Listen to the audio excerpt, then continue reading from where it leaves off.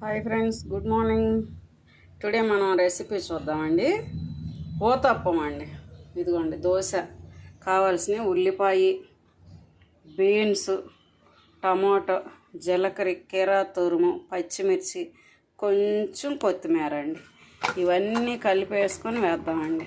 ఎందుకంటే పిల్లలు మామూలుగా తినమంటే తినరగండి, పేసీలు పెడతారుగండి. సో మనం అందుకే ఇలా ఆవిరి మీద ఉడికిచ్చి తింటే మంచిదండి, హెల్త్కి చాలా. అందుకని మనం ఊతప్పం వేసుకుందామండి.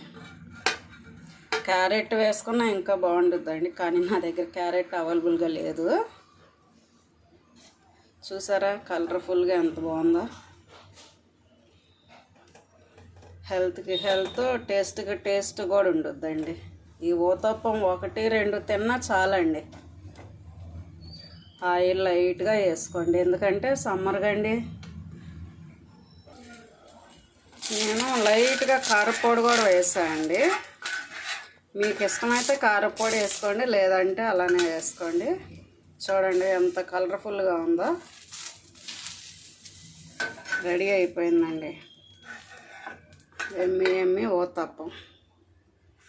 చూసారా, ఒక్కసారి నచ్చితే ట్రై చేయండి అండి. ఎంత కలర్ఫుల్గా ఉందో చూసారా దోశ. విడిగా తినాలంటే తినంగండి.